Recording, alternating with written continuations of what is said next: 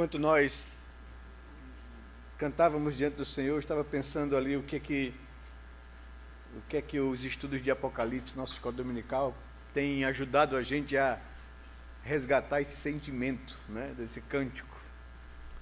Desejar ardentemente, né, ver o nosso Redentor voltar. Né. Ali a nossa alegria será completa, ali chegará o fim de tudo aquilo que o Senhor planejou para vivermos eternamente com o nosso amado Redentor. Que bom a gente poder louvar a Deus, que bom a gente poder ouvir uma criança, né, orar com tanta sinceridade diante de Deus. Que bom perceber a graça do Senhor no nosso meio, na nossa vida.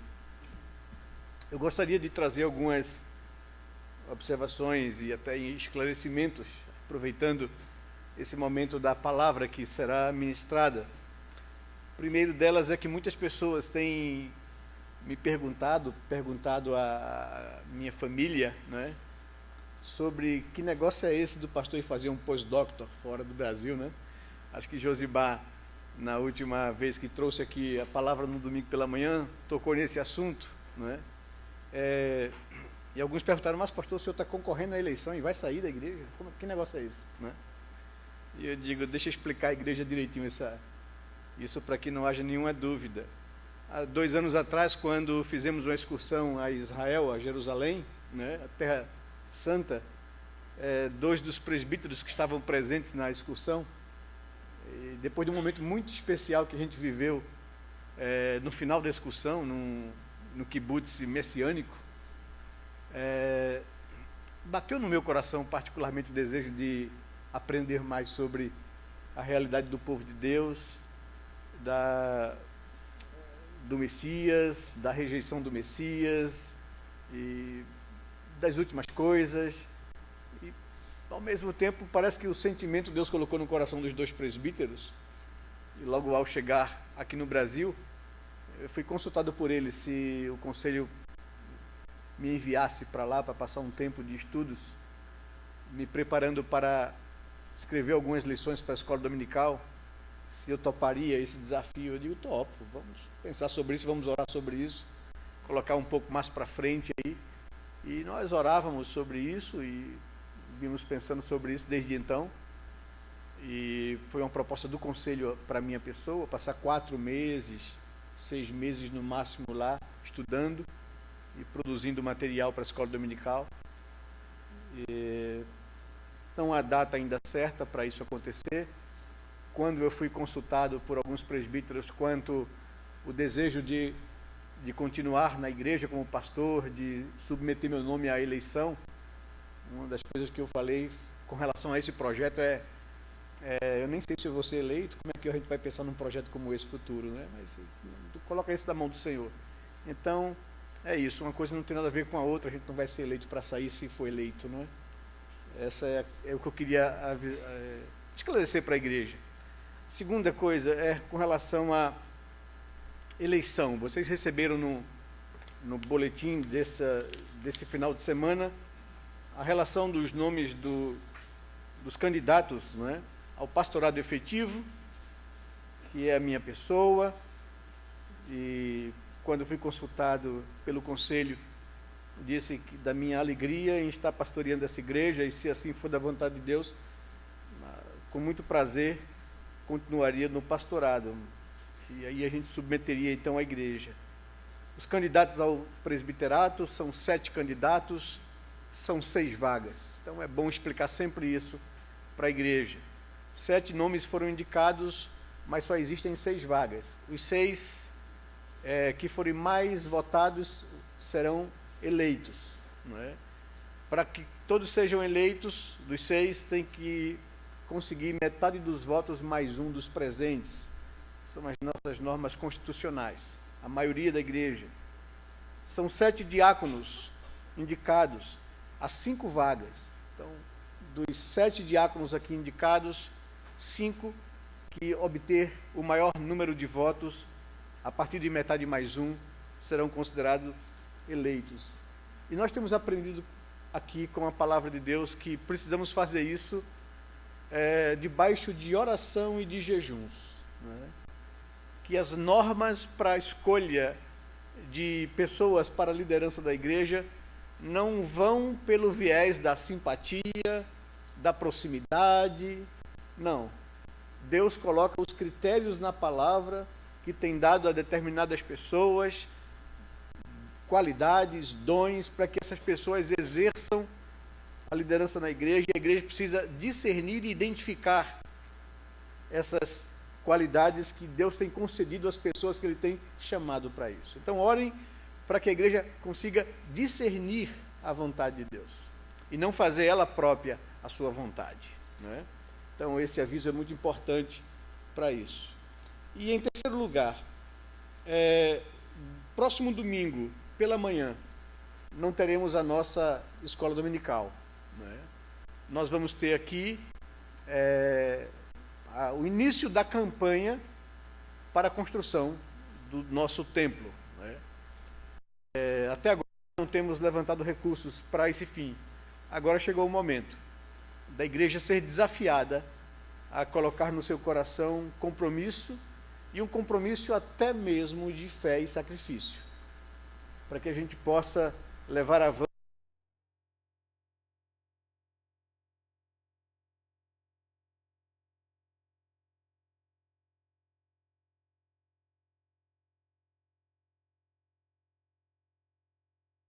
e suas famílias para ter a graça de contribuir. Nesse aspecto, eu pedi a ajuda do pastor Hernani Dias Lopes, né?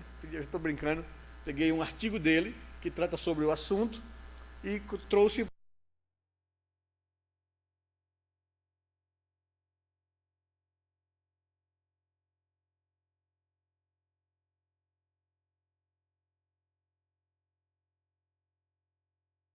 habilidade cristã no tocante a essa questão de como eu vou administrar os recursos que Deus faz chegar na minha mão.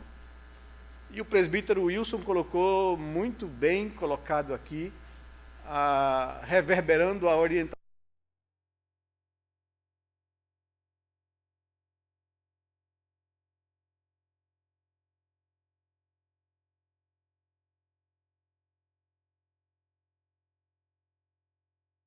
recursos. Eu gostaria então de iniciar as orientações, visto que nós vamos pedir da igreja que se comprometa com esse particular de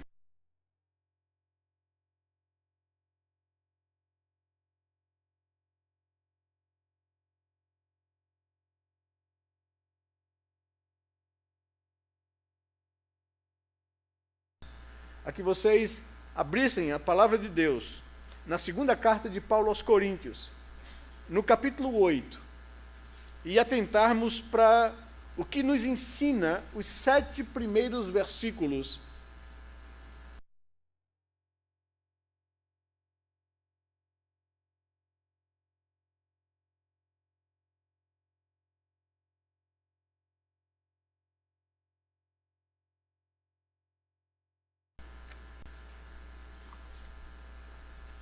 A palavra de Deus nos diz assim: também, irmãos, vos sabemos conhecer a graça de Deus concedida às igrejas da Macedônia, porque no meio de muita prova de tribulação, manifestaram abundância de alegria, e a profunda pobreza deles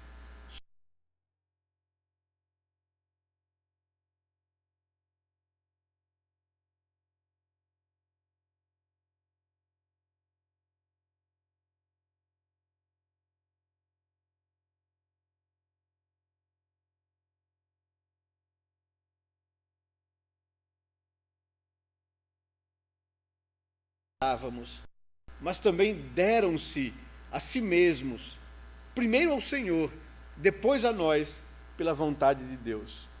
O que nos levou a recomendar a Tito, que como começou, assim também complete esta graça entre vós.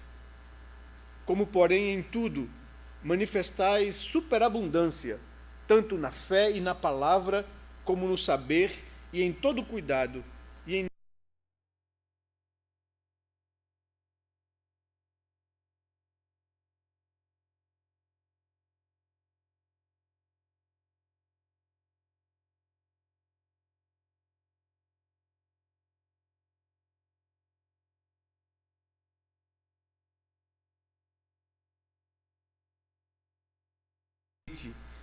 momentos de adoração, esses cânticos que partem de lábios que são agradecidos ao Senhor por tua bondade e misericórdia.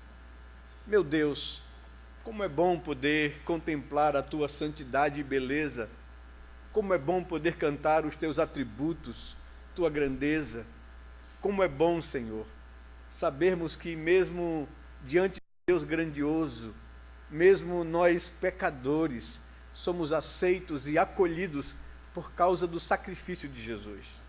Como é bom poder confessar ao Senhor as nossas imperfeições, admitir os nossos pecados, assumir as nossas culpas e clamar ao Senhor por misericórdia e graça, e receber do Senhor perdão, alívio, purificação para as nossas vidas. Como é bom, depois de conscientes de que fomos perdoados, abrir a boca e cantar louvores ao teu nome. Como é bom reconhecer, Senhor Deus, que o que somos e o que temos provém da tua boa mão. Como é bom poder dedicar parte disso para o serviço do Senhor e do teu reino. Como é bom saber que esses recursos trarão a pessoas necessitadas gratidão e alegria. Como é bom saber que o suprimento da necessidade dos santos redunda em glória e louvor para o teu nome. Como é bom saber que esses recursos que nós apresentamos ao Senhor, dedicando ao Senhor, consagrando voluntariamente com alegria, são aplicados no sustento da tua obra e no avanço do teu reino. Senhor Deus, dispõe o nosso coração a ouvir a tua voz nesse momento. Nos instrua pela tua palavra. Ilumina nossa mente, abre o nosso coração para compreendermos o que o Senhor quer nos ensinar nessa noite. Nós somos muito gratos, os nossos ouvidos estarão atentos, os nossos olhos fitos no Senhor e na tua palavra. Fala-nos ao coração e manifesta a tua glória no nosso meio nesta noite. É o que nós te pedimos em oração, em nome de Jesus, Pai. Amém, Senhor Deus, amém. Que o Senhor nos abençoe e que o Senhor nos fale ao coração nessa noite.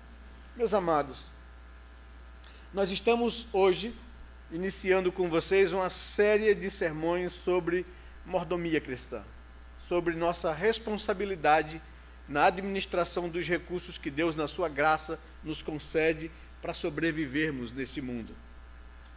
Estamos iniciando no próximo domingo essa campanha de ofertas para a construção. Os desafios que o investimento no avanço do reino de Deus nos impõe como igreja, a execução do projeto de construção de nossas instalações, as parcerias no sustento de missionários no sertão nordestino, entre os ribeirinhos indígenas do norte do Brasil, os trabalhos transculturais na América do Sul, na Ásia, bem como os projetos de plantação de novas igrejas na zona da Mata Norte, a aquisição de terrenos, a construção de templos em Nazaré da Mata, em Aliança, no Vasco da Gama, exigem que chamemos cada um de nós a refletir sobre os princípios da palavra de Deus nesse particular de nossas vidas. Todos esses investimentos no reino de Deus demandam recursos financeiros. Como esses recursos vêm da igreja, do povo de Deus, é fundamental aprendermos o ensino bíblico sobre contribuição. O propósito dessa série, que hoje se inicia, é ensinar a igreja como, quando e por que contribuir. O texto de 2 Coríntios, capítulo 8 e o capítulo 9, traz vários princípios sobre contribuição. Os irmãos das igrejas em Jerusalém estavam passando por muitas dificuldades financeiras devido à fome que assolava a Palestina. Quando nós lemos o livro de Atos, na época de um dos imperadores romanos, chamado Cláudio, Lucas registra que grande fome abateu sobre o mundo da época.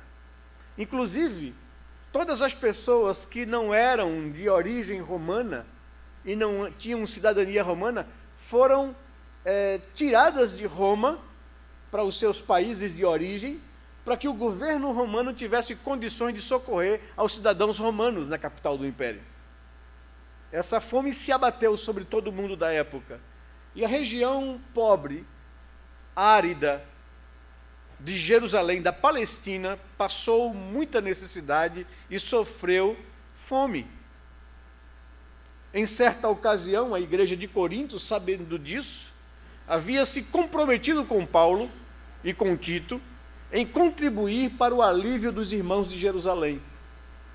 Agora, Paulo lhes escreve pedindo que contribuam, que executem o propósito do coração.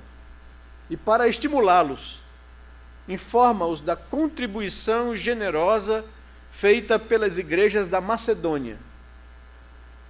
Ao expor como os macedônios contribuíram, o apóstolo mostra vários princípios bíblicos relacionados com o dar para a obra de Deus. É sobre isso que eu gostaria de chamar a nossa atenção nessa noite.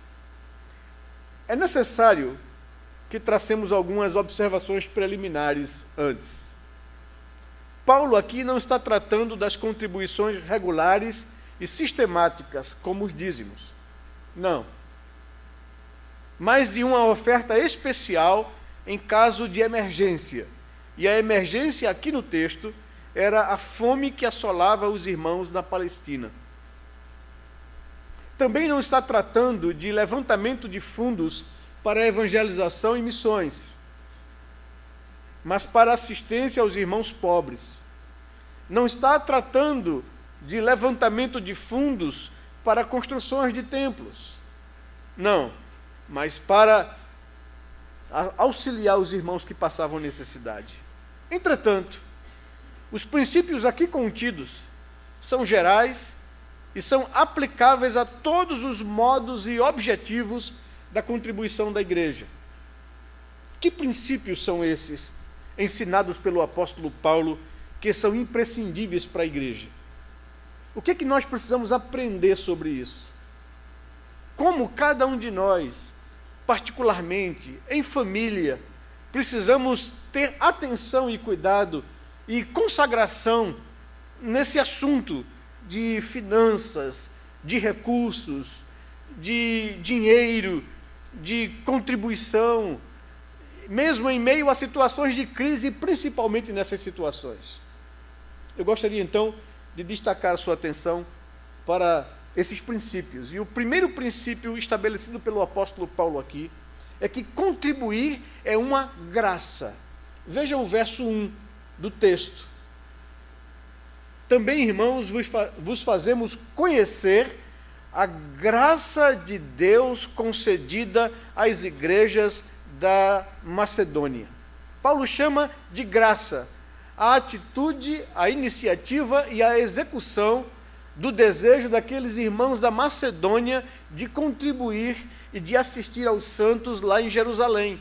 E Paulo está usando esse exemplo para estimular os crentes da Acaia, da região da Acaia, de Corinto, a seguirem o exemplo e o modelo daqueles irmãos da Macedônia. Ele chama de graça. Contribuir, segundo Paulo, é sinal da graça de Deus em nossas vidas. Ou seja, é o fruto da operação da graça de Deus nos corações dos crentes. Paulo está medindo a ação da graça de Deus na vida dos irmãos da Macedônia pelas contribuições. É interessante isso.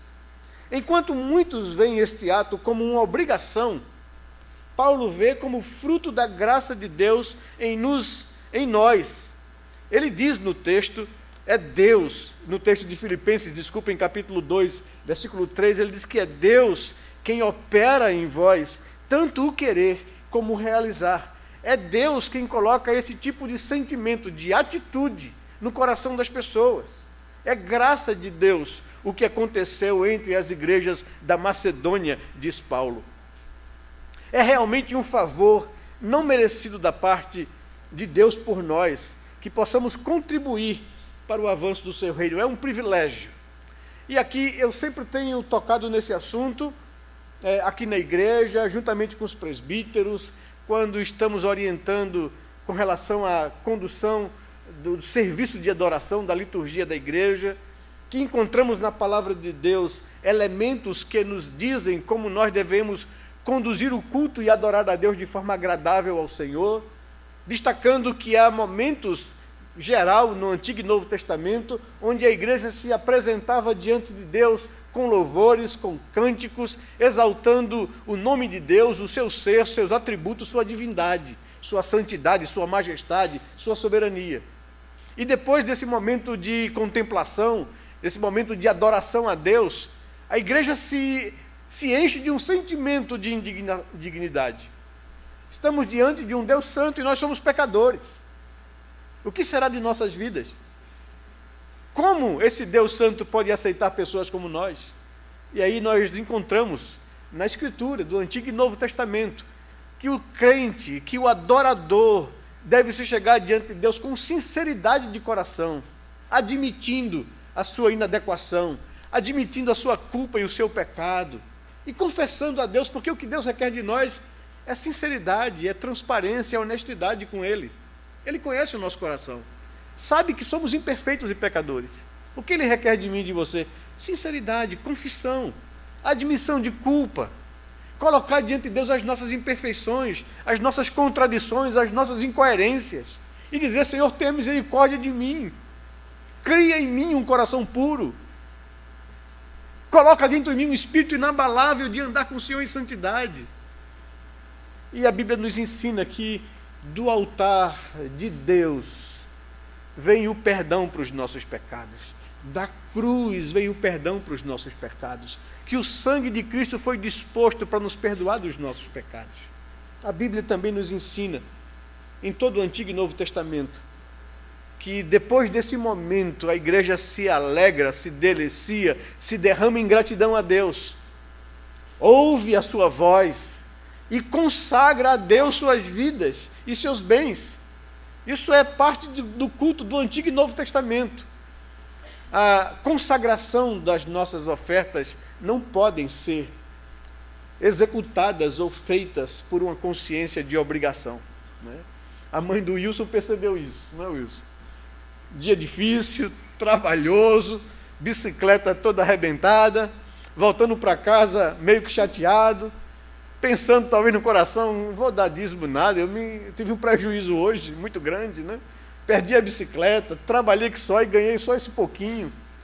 E a mãe ensinando a ele: meu filho, aprenda que esse pouquinho vem de Deus e que você deve consagrar a Ele isso, até amolecer o coração para fazê-lo não por obrigação, mas fazê-lo voluntariamente. Entender que isso é graça, é um privilégio que Deus concede aos santos. E todas as vezes que nós fazemos isso aqui, temos que ter consciência: Senhor, eu estou consagrando ao Senhor dízimos, minhas ofertas, como sinal de gratidão, de reconhecimento. Vem do coração, é voluntário, é dizendo a Deus: Senhor, tudo que eu tenho provém da tua boa mão, e eu quero consagrar isso para ser investido no avanço do teu reino. Deus não precisa disso, mas Ele quer ver nos seus filhos essa atitude de coração. Ele quer nos dar o privilégio de entendermos isso. Paulo chama isso de graça. É um favor e um privilégio que Deus nos concede em poder participar do socorro, da assistência, da dedicação, da entrega, da rendição ao Senhor. Ele chama também isso de um privilégio de todos. E Deus aqui não mede condição financeira. Todos, ricos e pobres.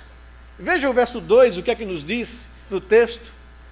Porque no meio de muita prova de tribulação, os macedônios manifestaram abundância de alegria, e a profunda pobreza deles superabundou em grande riqueza da sua generosidade. Vejam, irmãos, os macedônios não eram pessoas abastadas e ricas. Eles também foram atingidos e afetados pela mesma crise econômica que atingiu a Palestina. Eles estavam passando pelos mesmos sacrifícios econômicos e financeiros. Estavam todos em aperto, a fome assolava o mundo. E Paulo diz que a pobreza, a profunda pobreza, essa é a expressão que Paulo usa, não os impediu de manifestarem abundância de alegria em contribuir. Paulo diz que é um privilégio de todos, ricos e pobres. E eu não posso pensar assim, eu tenho tão pouco, tem gente que tem tanto, então deixa para quem tem tanto dar. Não é essa a questão. Paulo diz, olha, é privilégio e todos podem contribuir. A própria igreja da Macedônia passava por muita tribulação e profunda pobreza, em consequência da condição social e das perseguições movidas contra os crentes no Império Romano. Em meio a isto, deram ofertas para os irmãos em Jerusalém, mesmo acima de suas posses, diz Paulo.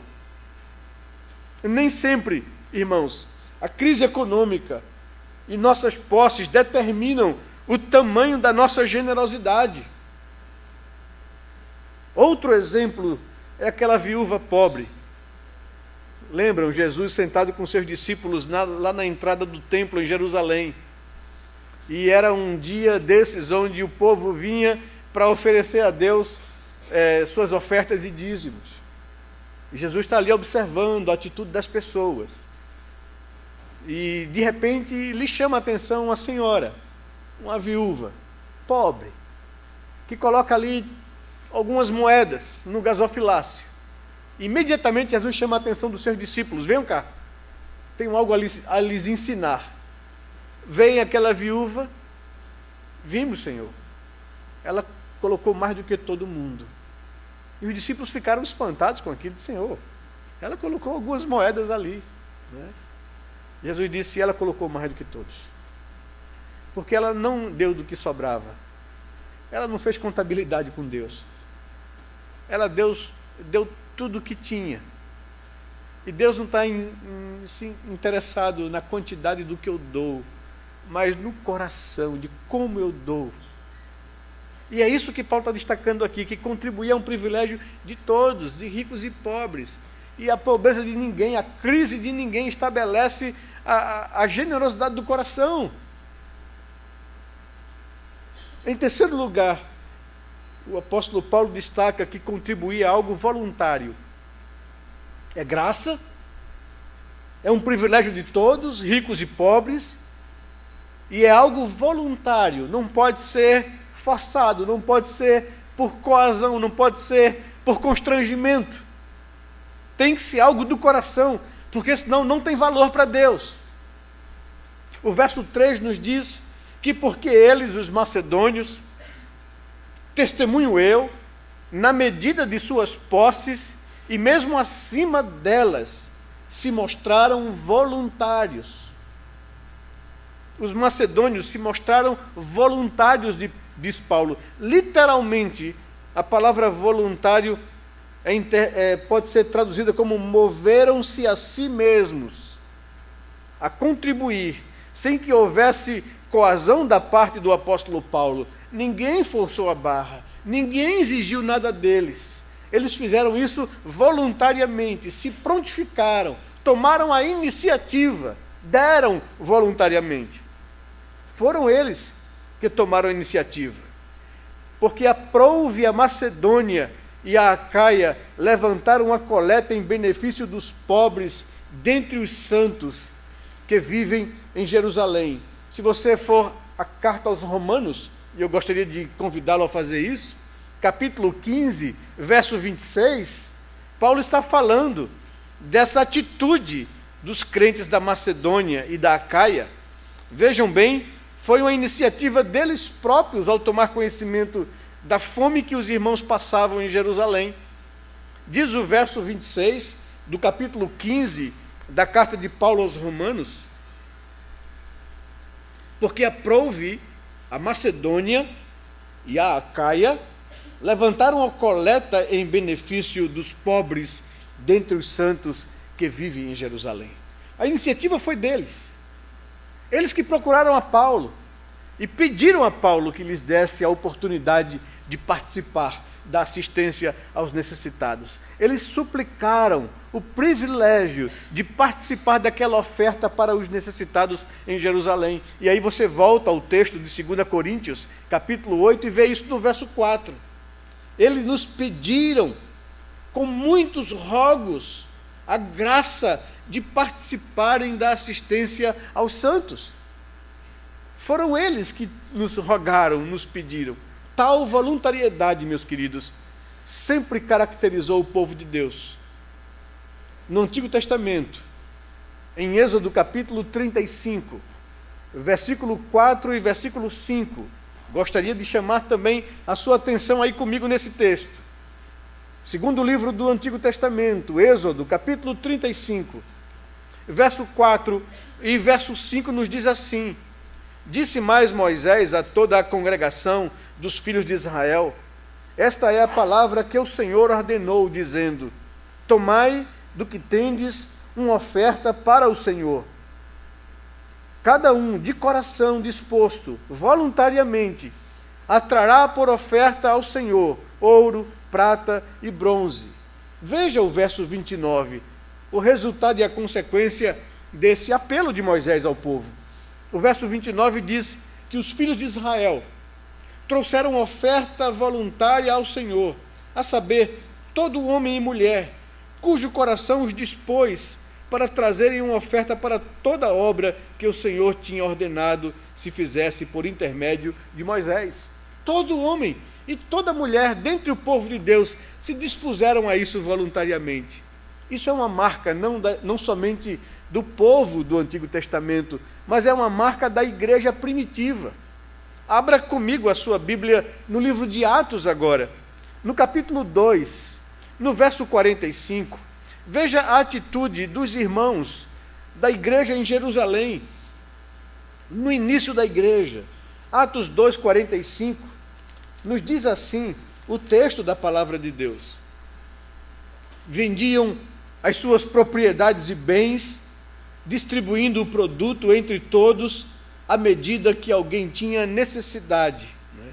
É interessante a narrativa do verso 42 ao verso 47. Fala de como viviam os convertidos naquele primeiro momento da igreja. Eles perseveravam na palavra, na doutrina, na comunhão, no partir do pão, nas orações. Em cada alma havia temor. Muitos prodígios e sinais eram feitos por intermédio dos apóstolos. Todos os que creram estavam juntos e tinham tudo em comum. E aí vem o texto: vendiam as suas propriedades e bens, distribuindo o produto entre todos, à medida que alguém tinha necessidade. Havia necessidade entre eles, havia voluntariedade de coração, havia disposição de participar, de contribuir, de socorrer. E faziam isso voluntariamente. Ninguém obrigava, ninguém coagia, ninguém pedia isso. Era algo que estava no coração deles. Veja o capítulo 4 de Atos, o verso 34 ao verso 37. Atos capítulo 4, diz assim, no verso 34, pois nenhum necessitado havia entre eles, porquanto os que possuíam terras ou casas, vendendo-as, traziam os valores correspondentes e depositavam aos pés dos apóstolos. Então se distribuía a qualquer um, à medida que alguém tinha necessidade. José, a quem os apóstolos deram o sobrenome de Barnabé, que quer dizer filho da exortação, levita, natural de Chipre, como tivesse um campo, vendendo, o trouxe o preço e o depositou aos pés dos apóstolos. A gente percebe essa iniciativa, essa voluntariedade, esse desejo de assistir, de participar, de socorrer, de contribuir, de dividir com quem passava por dificuldades. Essa é uma marca da igreja em toda a época. É algo voluntário do coração deles. Então, percebemos aqui esses princípios. Que contribuir era um sinal da graça de Deus no coração dos crentes. Que contribuir era um privilégio de todos, ricos e pobres. Que contribuir era algo voluntário do coração deles. Em quarto lugar, contribuir acompanha a consagração de nossas vidas. O verso 5 de 2 Coríntios capítulo 8 nos diz que, e não somente fizeram como nós esperávamos, mas também deram-se a si mesmos, primeiro ao Senhor, depois a nós, pela vontade de Deus. Eles entenderam uma coisa que nós sempre também enfatizamos aqui, que esse momento de consagração, ele não se resume ao fato da gente trazer aqui nossos dízimos e ofertas. Deus quer a minha vida, acima de qualquer coisa. Isso aqui é o resultado ou a demonstração visível de que eu estou consagrando a Deus a minha vida. A mãe do Wilson, Dona Marta, né? A nossa irmã Marta, tinha esse cuidado de ensinar o seu filho: filho, não é só essa parte que é do Senhor, é tudo do Senhor. A nossa vida é do Senhor. E o que o Senhor deseja de nós é que nós reconheçamos isso e consagremos a nossa vida ao Senhor, dediquemos a nossa vida a Ele. A generosidade dos macedônios superou a expectativa de Paulo, tanto na quantidade como no fato que os macedônios se deram a si mesmos ao Senhor. Nossas contribuições não têm valor para Deus, nem lhes são aceitáveis, se nossas vidas não estiverem a Ele consagradas, irmãos. Essa que é a verdade que está sendo destacada aqui no texto. Pedro, o apóstolo e pastor Pedro, recusou a oferta de um casal mentiroso. Abra sua Bíblia em Atos capítulo 5 e observe comigo essa situação. Atos capítulo 5 nos mostra, nos serve de exemplo de que Deus deseja que a gente consagre e entregue a nossa vida antes de qualquer coisa. Porque eu não posso viver uma vida sem Deus e para compensar, para tentar fazer alguma coisa para consertar isso, eu dou lá uma oferta ou lá dou meu dízimo. Não é isso que Deus quer de mim. Ananias e Safira era um casal da igreja. Verso 1 ao verso 11 nos diz assim: entretanto, depois daquela oferta que Barnabé deu, e Barnabé era um levita, se você estiver familiarizado com o que isso significa na Bíblia, os levitas foram a única tribo das 12 de Israel que não ganharam herança. Quando Deus prometeu a terra de Canaã ao seu povo Israel, e quando Deus lhes deu a terra, as 12 tribos chegaram e ocuparam a terra prometida. Deus disse: agora tem uma coisa, vou dividir o país de Israel em 11 estados. Cada uma das tribos vão ganhar uma parte para cultivar, para produzir, para administrar. Mas a tribo de Levi não receberá herança, não terá terra, porque eu quero separar essa tribo para um serviço exclusivo, o serviço do templo, do culto ao Senhor. Eles não vão se ocupar com a terra, eles vão se ocupar com o culto, para manter a nação de Israel atenta a Deus. Daqui sairão os profetas, daqui sairão os sacerdotes, que vão conduzir o meu povo Israel. Eles não ficaram com terra, não puderam produzir, como iam viver? Aí Deus estabeleceu o princípio do dízimo. As outras tribos vão trabalhar a terra, e o rendimento que elas tirarem da terra, a produção que elas tirarem da terra, elas vão separar a 10ª parte. E a 10ª parte deve ser trazida ao templo para o sustento dos levitas. Então isso significa que José, a quem os apóstolos deram o nome de Barnabé, não tinha recursos, era um levita, mas ele deve ter ganho de alguém uma terra, um terreno. E quando a fome se abateu lá entre os irmãos de Jerusalém, Barnabé não pensou 2 vezes. Vou vender o terreno que eu ganhei e ofertar a quem precisa. Talvez aquele terreno de Barnabé fosse a aposentadoria dele. Ia alocar aquela terra para a produção, ia ter um recurso para sobreviver, aquilo era o futuro dele. Ele não pensou 2 vezes. Tem gente pior que eu passando necessidade, e eu não posso aqui reter isso. Vendeu o que tinha. A atitude de Barnabé impactou o coração de um casal.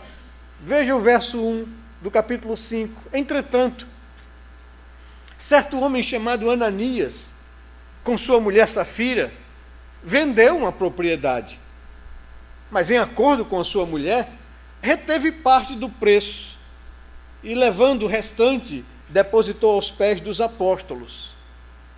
Então disse Pedro: Ananias, por que encheu Satanás teu coração para que mentisses ao Espírito Santo, reservando parte do valor do campo? Conservando, porventura, não seria teu? Vendido, não estaria em teu poder? Como, pois, assentaste no coração este desígnio?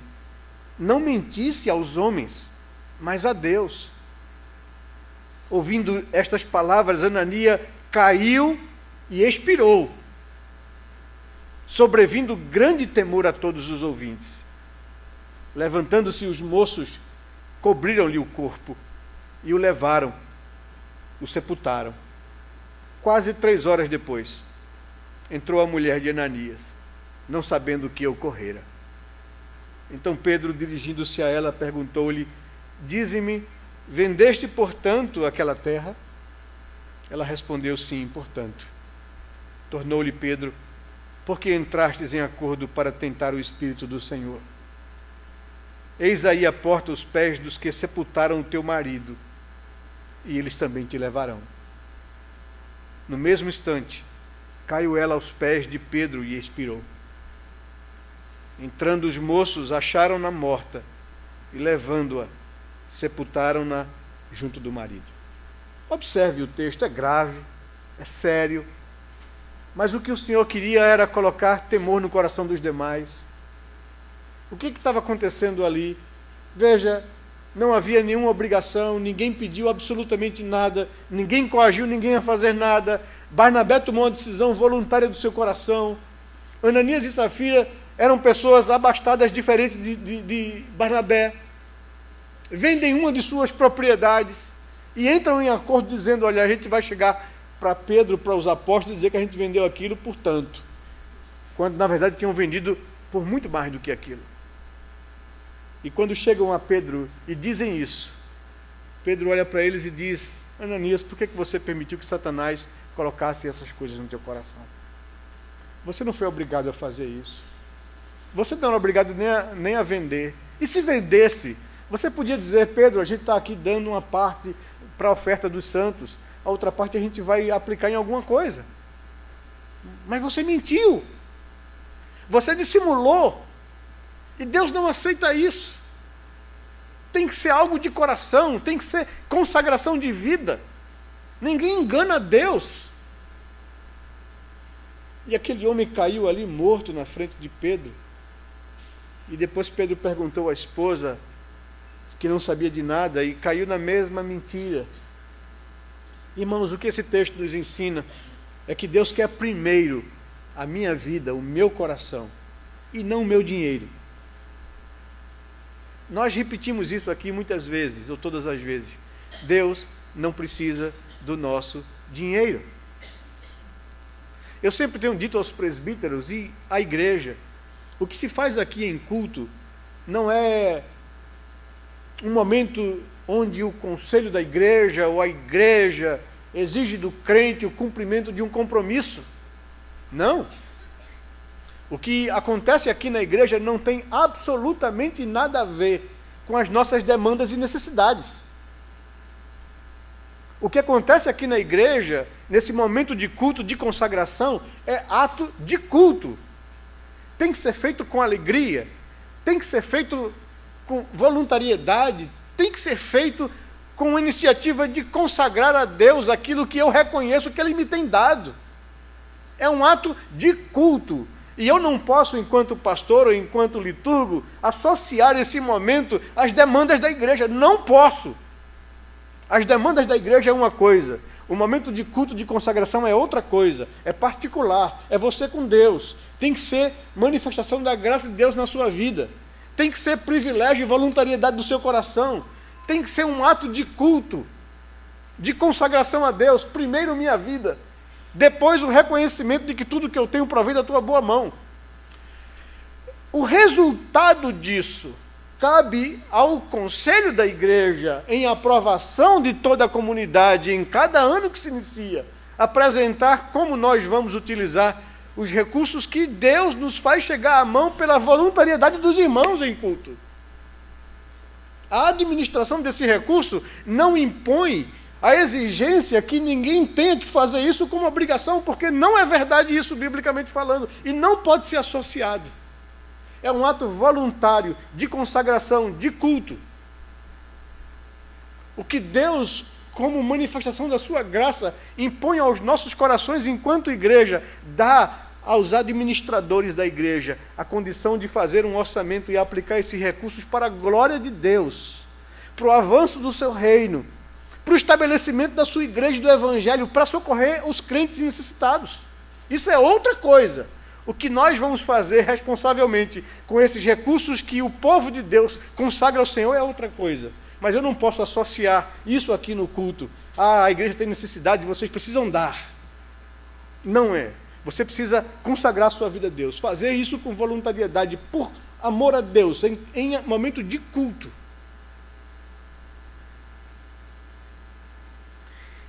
Contribuir, ensina Paulo, é graça. Contribuir é privilégio de todos, ricos e pobres. Contribuir é algo voluntário. Contribuir acompanha a consagração de nossas vidas a Deus. E então Paulo, ensinando esses princípios da contribuição, aplica esses princípios à igreja de Corinto. Verso 6 e verso 7 ele diz: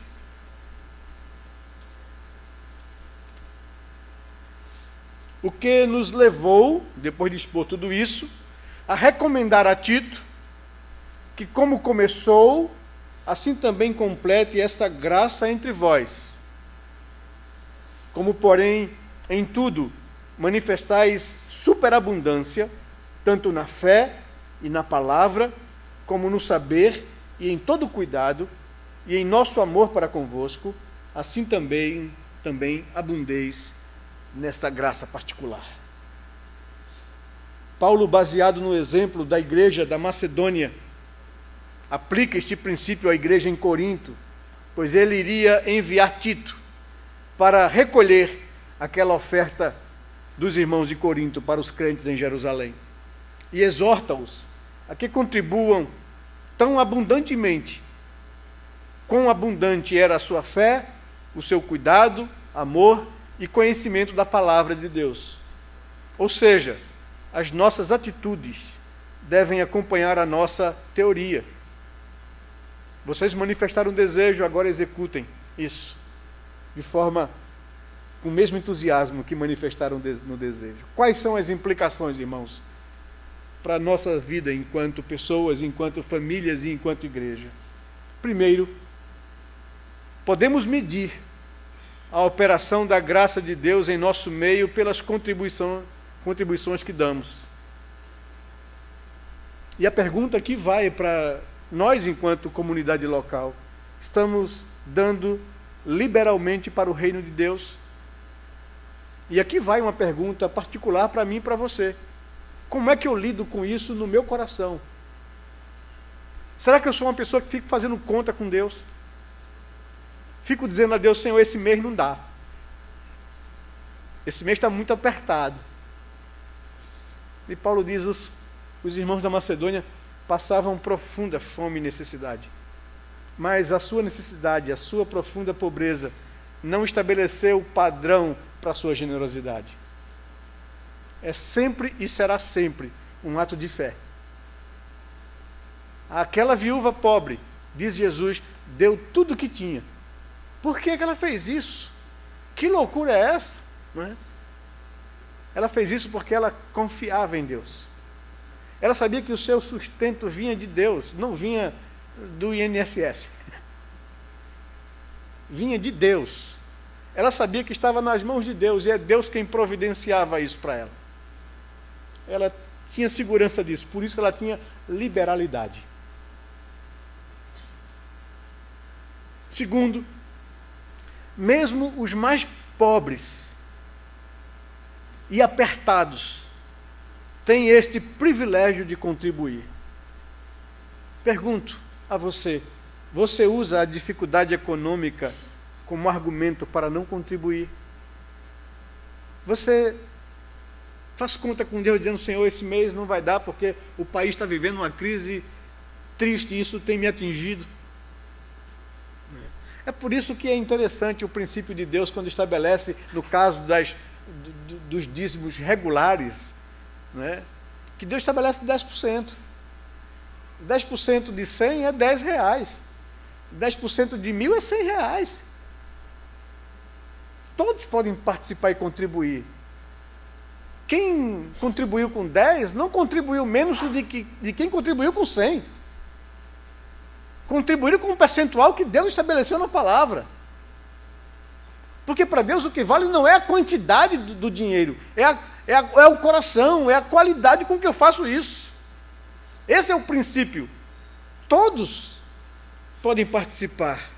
E não é a crise que abate um país como nós vivemos, que estabelece a voluntariedade do meu coração, que estabelece, que limita a graça de contribuir. Em terceiro lugar, contribuir não é obrigatório. Entretanto, é uma prova de amor e de liberalidade. E a pergunta vai para a gente: o meu coração é voluntário para dar abundantemente para Deus e para a obra do Senhor? Essa é a pergunta que eu preciso fazer a mim. O presbítero Josmé que tem as tiradas dele, né?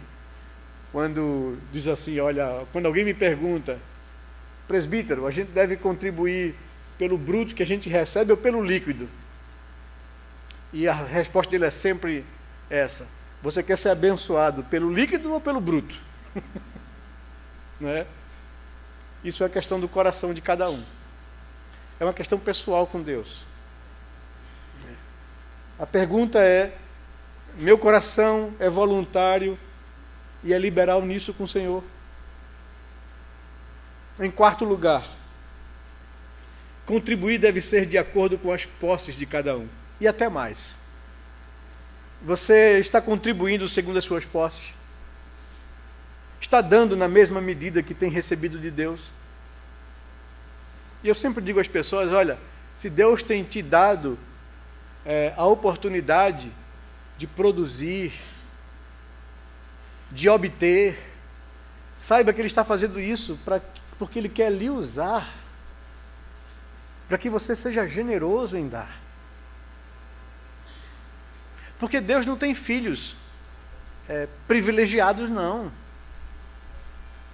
Se Ele me tem dado a oportunidade de obter, é porque Ele quer que eu invista isso no seu reino. E não que eu acumule, que eu acumule, que eu acumule. Preste atenção a isso. Em quinto lugar, mais do que suas ofertas, Deus quer você mesmo. Você já se deu a Ele? Se ainda não, dê-se ao Senhor primeiramente e depois faça as suas ofertas ao Senhor. Minha oração, meu desejo é que a graça de Deus nos faça uma igreja que contribui abundantemente para a sua glória e para a expansão do seu reino. Eu tenho dito com satisfação e felicidade. Essa semana a gente estava fazendo um curso, está fazendo um curso esse mês da agência missionária presbiteriana, e eu estou fazendo esse curso porque eu quero cada vez mais me inteirar, me tornar mais sensível à obra missionária, e visto que a igreja tem crescido nisso, hoje 25% dos recursos da primeira igreja é aplicado em missões e evangelização. E eu dou graças a Deus por isso. E a gente não se acomoda a isso. Isso é um desafio para que a gente invista mais. Se Deus nos tem abençoado nesse aspecto, a gente precisa crescer e não dizer tá muito bom nisso que chegamos. Queira Deus, possamos ser uma igreja pronta para o serviço do reino, um instrumento valioso na mão do nosso Senhor, para fazer conhecido o seu nome. Que Deus nos abençoe, derrame sobre o nosso coração graça e favor. Que Deus nos desperte, que Deus desperte você, que lhe faça refletir e pensar. Eu sempre tenho observado uma coisa como pastor. Nós não temos o costume como igreja de estar fazendo um levantamento de quem contribui ou quem não contribui na igreja. Eu pouco olho para essa área, porque eu não quero que esse tipo de resultado influencie a minha ênfase de ensino. Eu quero ensinar as pessoas a darem voluntariamente, a fazerem isso como um momento de culto a Deus e de consagração. Mas às vezes, por exemplo, quando chega nesses momentos de eleição, a gente precisa, como conselho, porque isso é uma responsabilidade nossa, de que as pessoas que são indicadas e que vão assumir responsabilidades de liderança na igreja, precisam ser exemplos para a igreja. E precisam ser irrepreensíveis nessa área também. E aí a gente faz um levantamento, a gente dá uma olhadinha nisso. E às vezes, compartilho com vocês, me entristece. Às vezes a falta de consciência, de compromisso e de voluntariedade diante de Deus nesse aspecto. Que Deus possa nos abençoar. Eu aprendi isso desde cedo na minha vida com Deus. E digo, eu sei o que é graça quando Paulo fala desse assunto. Porque a gente vem de um meio, de um país onde muita gente desonesta usa a religião para constranger pessoas a contribuírem para o enriquecimento próprio. E as pessoas dizem, pastor, é até delicado a gente tratar isso e o pastor pregar isso sobre a igreja. Eu digo, essa é a minha responsabilidade como pastor efetivo da igreja. E assim como um apóstolo Paulo, como um rei Davi, né, no Antigo Testamento, no Novo Testamento, não fugiram a essa responsabilidade. É preciso ensinar à igreja os princípios que a Bíblia trata sobre esse assunto. É bíblico, como disse o pastor Hernandes no seu artigo. E a gente não pode fugir dessa responsabilidade. É pessoal, é uma relação minha com Deus, que foge ao aspecto religioso, denominacional e igreja local. Como é que é o meu coração nesse aspecto? E eu sempre observo uma coisa, quem entendeu o princípio de que a sua vida depende de Deus e não faz conta com o Senhor, né, e entrega ao Senhor voluntariamente e adora o Senhor com alegria de coração nesse aspecto, sempre tem sido abençoado e se cumprido na pessoa o que Paulo vai desenvolver futuramente na mensagem que a gente vai tratar. Deus não fica em débito com ninguém nesse aspecto. Deus desafia o povo de Israel quando voltava do exílio, pobre, da escravidão na Babilônia, do exílio babilônico, volta para a terra de Canaã, pobre, sem um pau para dar num gato. E Deus diz, reconstruam a cidade, reconstruam o templo, reconstruam os muros, reconstruam as suas casas. E o povo começou a chegar, começou a trabalhar, empolgados e etc. Mas com o passar do tempo, com o enfrentamento das dificuldades, com a oposição dos moradores de outras terras que ficaram por ali, eles começam a negligenciar a construção do templo, se preocuparam com os muros da cidade, para sua própria segurança e proteção, começaram a se preocupar com as suas próprias casas e reconstruírem as suas casas, e Deus levanta o profeta Malaquias, para dizer ao povo que eles estavam sendo negligentes com Deus, estavam colocando em prioridade as suas próprias necessidades e negligenciando o templo. E o Senhor faz um desafio ao seu povo: tragam todos os dízimos à casa do tesouro, ao templo, e me ponham à prova nisso, se eu não abrir as janelas dos céus e não derramar sobre vós bênção sem medida. O que Deus estava dizendo ao povo? Não faça conta comigo. Não seja mesquinho comigo. Priorize as coisas de Deus, porque as suas coisas, das suas necessidades, cuido eu. Quando nós não conseguimos entender isso, não vivemos isso, o que nós estamos dizendo a Deus, sabe o que é?